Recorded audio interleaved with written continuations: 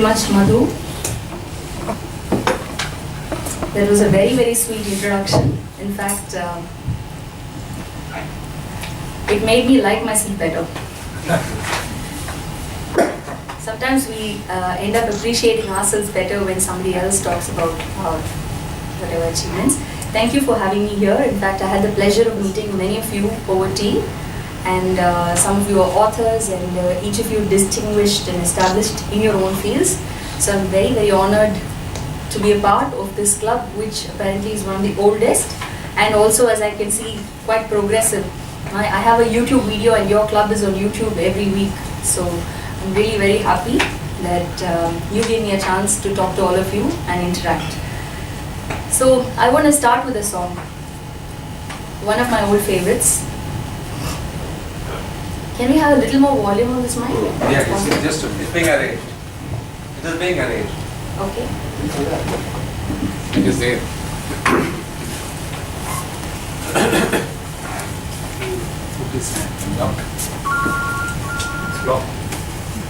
Sure, that's okay. I think I'm audible there, the back. Yeah. This song goes Ke Sara Sara. How many of you have heard it? Great. So you can sing along, join with me, those of you who know. It's always better when we sing it as a group, right? When I was just a little girl, I asked my mother, what will I be? Will I be pretty? Will I be rich? Here's what she said to me. Que sera, sera. Whatever will be, will be. The future's not ours to see. Que sera, sera. What will be, will be. When I grew up and fell in love, I asked my sweetheart, what lies ahead? Will there be rainbows day after day? Here's what my sweetheart said. Que sera, sera. Whatever will be, will be. The future's not ours to see. Louder. Que sera, sera. What will be, will be. Now I have children of my own. They ask their mother, what will I be?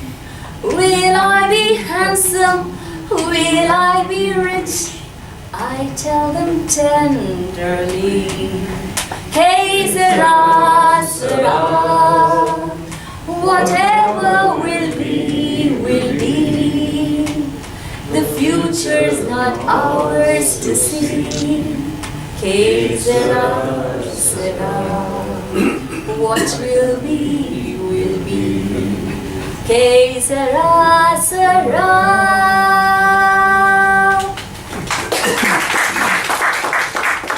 So, que sera, sera. And here's what the future is.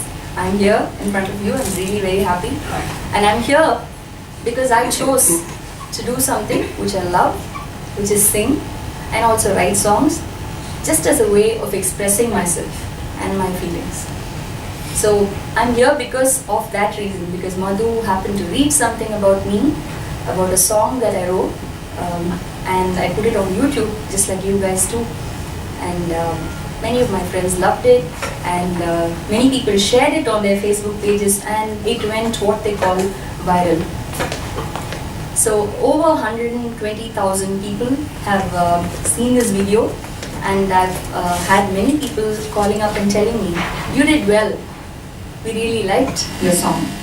And that meant a lot to me, because right from the age of 8, I've always wanted to write, and I just used to write it in a book, and my parents and my grandparents used to just look at the songs, and they said, hey, you have you have a good talent. So sometimes they would urge me to send it to the school magazine, And at the age of, I think, 7 or 8, I used to write bhajans. and shlokas and bhajans. We all, growing up in a Tambram family, classical music was something that was something we had to learn. And over a period of time, if people chose to continue to learn, they did, and whoever didn't, at least they had a grounding and orientation. And that's how my grandmother, who incidentally I grew up in my grandparents' house because my father had a transferable job. He was a district health officer and used to work with the government of India. So grandmother was very, very interested in all of the arts. She in fact wanted to be a dancer herself, and at those times we know that it wasn't very favorably seen, dancing as an art. So she said, if you're interested, I will take you everywhere. We used to walk 6-7 kilometers, my grandmother and I, hand in hand, and she would take me to party class or dance class, whatever I wished to learn. In fact, veena, violin, I was exposed to every single thing, kuchipudi, and drawing, everything, because she wanted me to be a complete artist.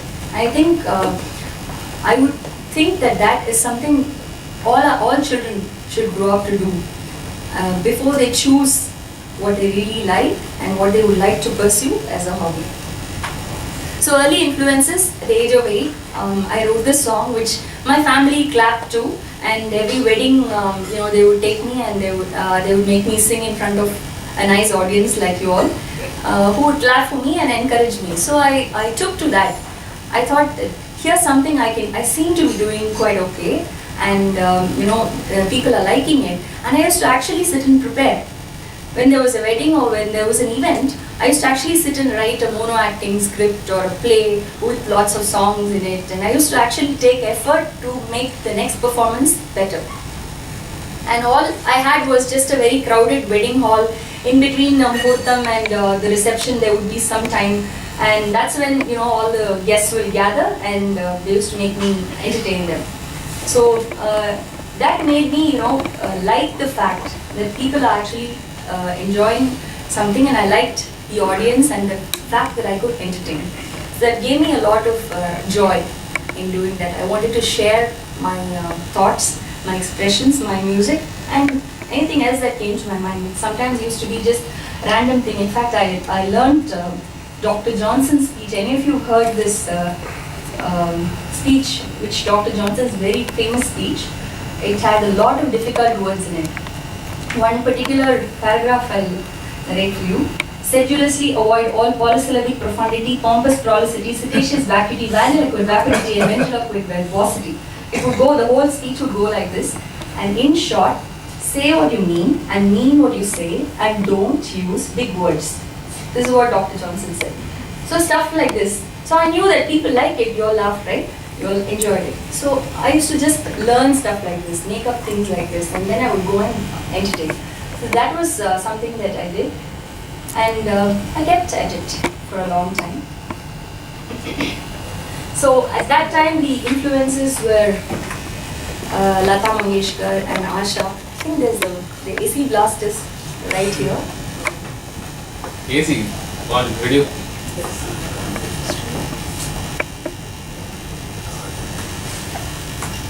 So we grew up listening to Asha, Lata, P. Sushila, all those people. So since I would like to do more singing than talking, I'm going to give you a few lines of a song that I again loved when I was a kid.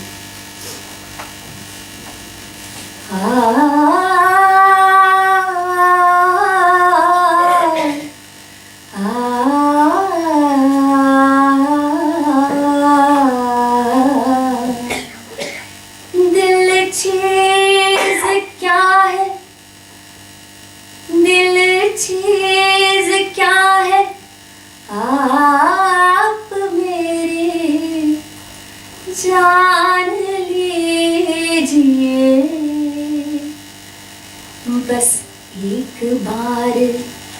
बस एक बार मेरा कहा मान लीजिए, दिल चीज़ क्या है आप मेरी जान लीजिए, इस अंजुमन में आपको इस अंजुमन में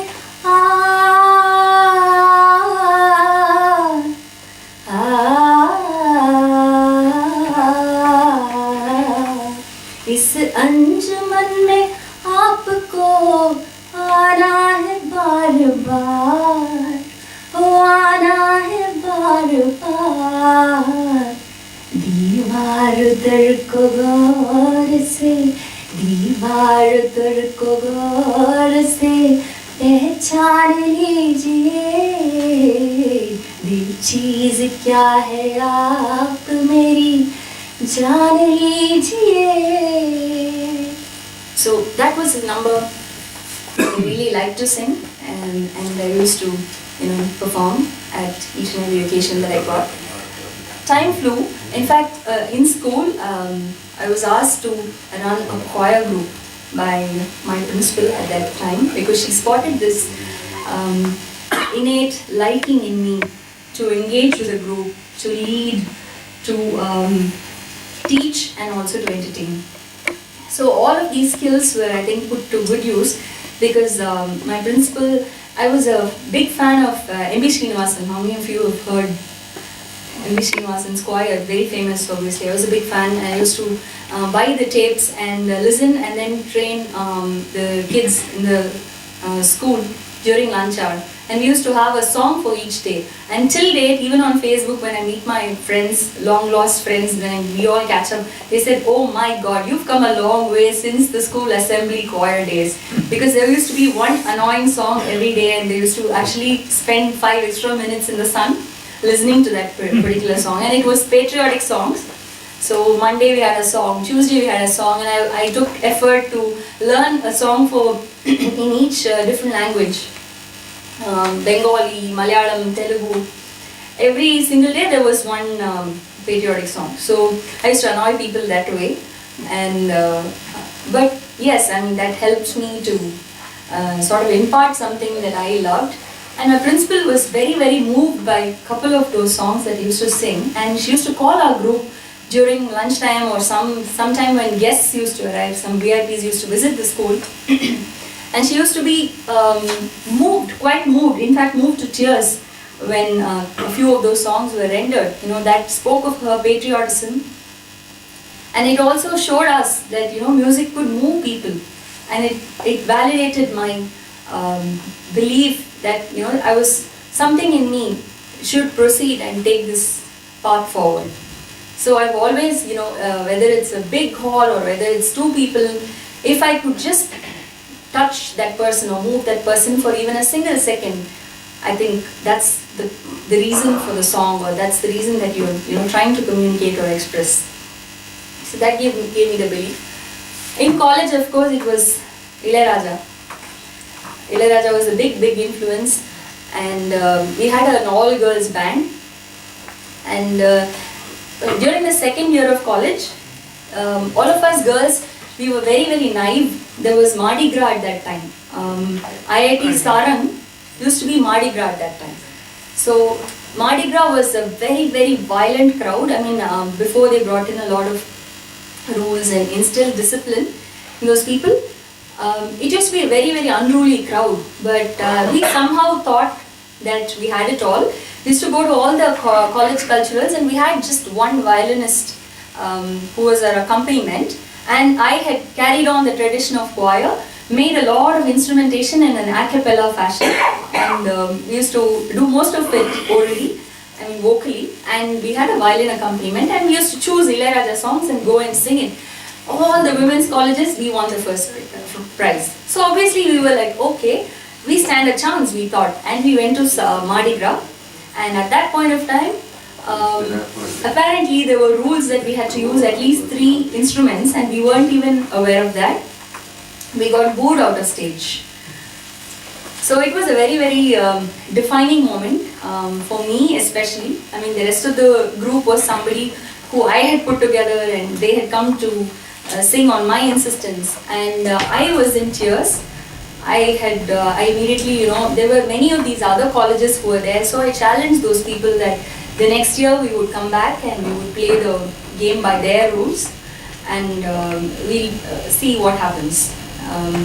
So at least that much I owed it to make that extra effort. So a year passed. I was in Meenakshi College. I'm a student of literature. I studied a post-graduation in English literature. In fact, I'm proud to say that I got a gold medal and I was university first in BA. So, and I was given a scholarship to study higher. I did not pursue it, of course, went into the corporate world very soon after that.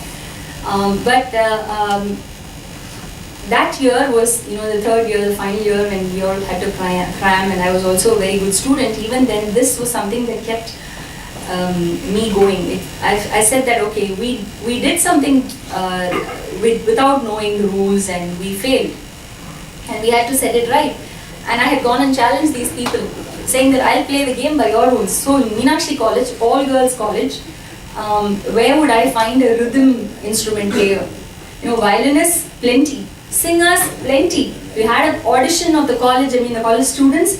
The people used to turn up, all of them were singers.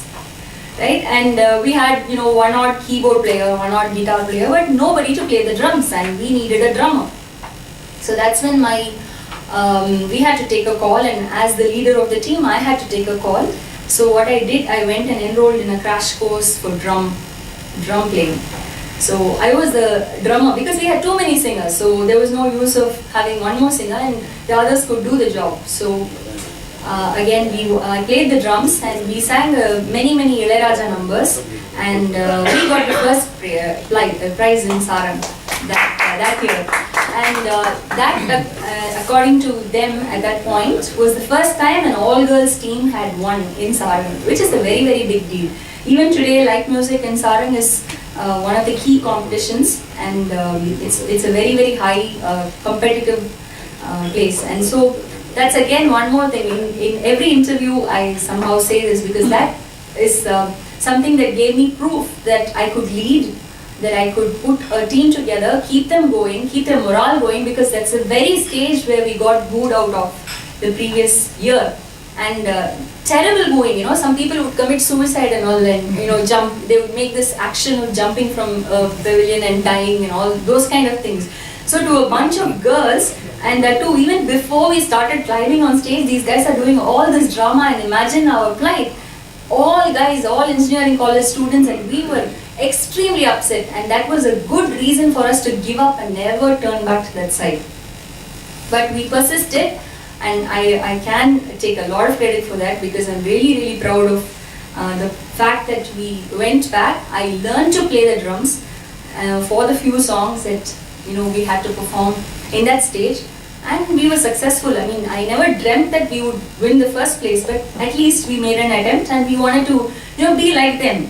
They said that, oh, you'll come with one violin and then you'll just sing a cappella, and then you think you can win every competition. Surely not. And so that's a wonderful memory that I have. So I thought, in memory of Ilayaraja and all the stuff that we did, I'll sing a song which is another favorite. Again, something that you can clap, sing along if you like.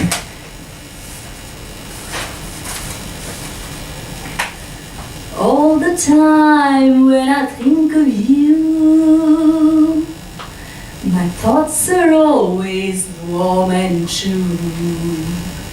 Every time when you pass my way, I think that you are here to stay. If I may say don't go, then will you stay for more? For day by day my love will grow and grow and grow. Any guesses? Kadal paattudan. Come on, join me. Sing. Kadal paattudan padiko padiko taalam pottudan adiko boy. You belong to me, oh my loved one. You are in my heart all day long. Where were you while I sing a song? Why can't you see while I sing along? Kadala, kadala, kadala, kadala. Wouldn't you say the part of the man, flying high? Yes, you and I, let us fly with love.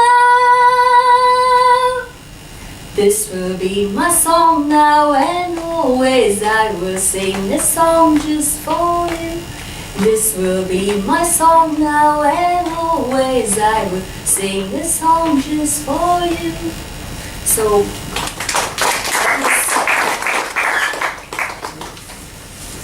the rest, as one would say, is history. After college, very interesting job opportunities came my way. I started my career as a journalist with the magazine Data Quest. I was an IT journalist, and later, one after the other, the let's say the charm of developing myself in that area, which again was communication. From the beginning, I think I was trying to communicate. I was very good at it and adept at it. I felt that I had it in me. So writing, journalism, talking to a lot of people, connecting with people, I think that was my calling from the beginning, and I explored it across my corporate as well as my musical journey. I started with Data Quest, and I moved on to work with various organizations like Ashok Leyland and Inotex, SIFI, ABN AMRO Bank, Max New York Life Insurance Company, eBay, PayPal, and in the middle I also ran a PR and event management consulting company, so which was quite successful until the 9/11 crisis, because most of our clients were in IT, and we felt the times of recession and the bust at that time. So the latest was before Apollo Hospitals was eBay, PayPal. All through this journey, I explored writing in all its aspects, be it brochures or websites or employee newsletters, you name it. That was the kind of communication I was doing, and PR was connecting with journalists, getting the company out into the news, the company that I represented into the news, preserving and protecting an organization's corporate reputation. That's pretty much what I've done all my life, my career. I married a corporate communications professional. He also was a journalist in Data Quest, and that's where we met. And together we started our enterprise, and our careers have been interlinked ever since. I have a 12-year-old daughter. She goes to class 8 in GT Aloha School, and she's also very much into singing. Of course, completely Adele and Taylor Swift, and I'm sure most of you would have heard youngsters going after these people. So that kind of music. So here I am today because of Kalva and Kavala. I'm just going to sing 2 lines of Kalva and Kavala, which is my song. Some of you who have listened to it, thank you very much for listening, and those of you who haven't, please go and listen to the full song. So I'm going to sing just 2 lines for you. கைப்பட எழுதிய கடிதம் கிடைத்தது, கைப்பட எழுதிய கடிதம் கிடைத்தது, கல்வா என் காதலா, கல்வா என் காதலா, முத்து முத்தெழுத்தன்னை முழித்து பார்த்தது, கல்வா என் காதலா, கல்வா என் காதலா, பேச நினைத்தது காதல் சொன்னது, பேச நினைத்தது காதல் சொன்னது, அச்சு போலும் என் முகம் நினைவு வருகிறது, கல்வா என் காதலா, கல்வா என் காதலா. So that's my song. So this happened because I used to keep writing anthems. In SIFI, I wrote the anthem for the corporate anthem for SIFI, which goes, "We promise to keep you ahead and walk hand in hand. We promise to put your needs first and show you the way. We call it the SIFI way." Goes like that. And we all of us together in every meeting used to play it. And then I wrote a song for PayPal, and then it's my best friend's birthday, I wrote a song for her. My grandma's birthday, we used to write a song. So it's like I'm the resident artist to write songs and make people happy. So Kalva and Kadala, I decided, let me at least write a song just for myself. and put it out there instead of just a small group of people. Let me put it out there. If people listen to me and give me feedback, I'm going to be improving myself and keeping myself into the journey, going into the journey. So that's precisely why I did this venture. And having done the audio, I said, okay, let me put some video in it to make it more interesting. And that's how Karva and Kadala happened. I'm thinking of a few more numbers. I'm already working on a few next few single tracks, and very soon we'll be there. I look forward to all of you listening to them and also sharing your thoughts and ideas. You're always welcome. So that's about me. If you have any questions, I'll be happy to answer. No questions? You have questions, please. Yeah, I'm sorry. My name is Shekhar. I'm not much given into music because I'm always challenged with a chicken or egg question. Okay. Does music dictate the mood, or does mood dictate the music? Mood dictates the music for me. Yeah. Yeah. But generally, how is it?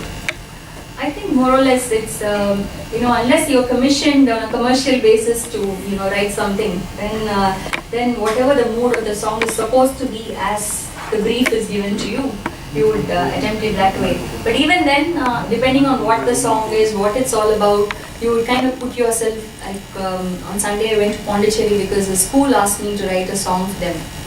And a jingle or a song for them. So I went to see the school, which even though it was in Pondicherry, because I wanted to feel a part of whatever they're doing. I think most people would do that, at least beginners. Thank you.